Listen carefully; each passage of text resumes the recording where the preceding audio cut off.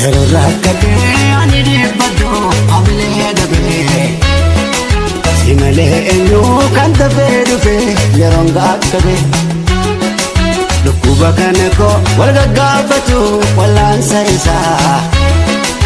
angaruu ta'ee yommuun ilaalu si furmaannisaa rakkoon mul'atee namatti argamullee sossobbii qabaa keessa garuu namni nu hubatu nageenya sarbaa naaf taatee mana barumsaa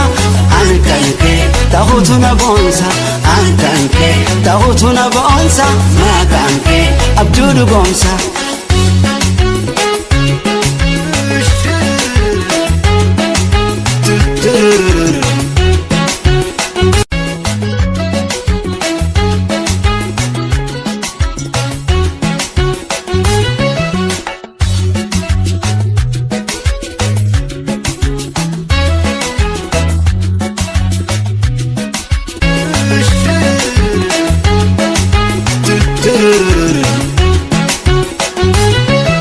yeroo rakkatee ani dhiibbadhu hamilee dhabee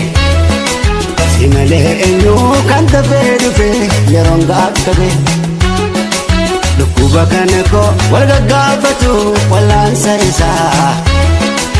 angaruu ta'ee yommuun ilaalu si furmaannisaa rakkoon mul'atee namatti argamullee sossobbii qabaa keessa garuu namni nu hubatu nageenya sarbaa naaf taatee mana barumsaa ani kan kee ta'uutu na boonsa ani kan kee ta'uutu na boonsa maqaan kee abjuu dhugoomsa.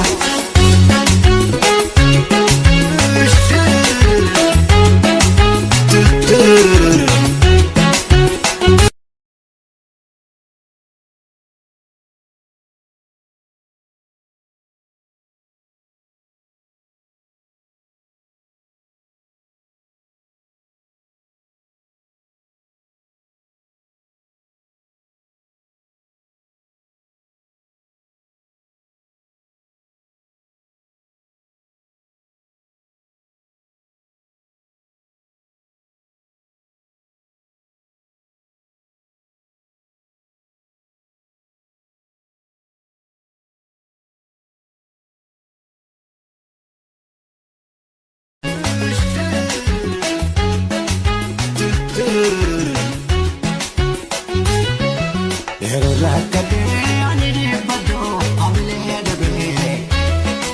si malee eenyuu kan dafee dhufe yeroon gaaggabe dhukkuba kana koo wal gaggaafatu wallaansa isaa angaruu ta'ee yommuun ilaalu si furmaannisaa rakkoon mul'atee namatti argamullee sossobbii qabaa keessa garuu namni nu hubatu nageenya sarbaa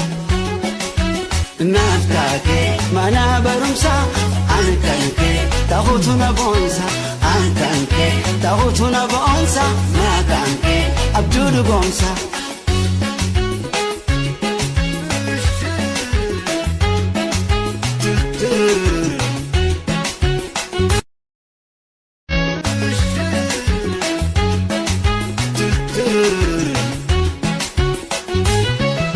yeroo rakkatee ani dhiibbadhu hamilee dhabee si malee eenyuu kan dafee dhufe yeroon gaaggabe dhukkuba kana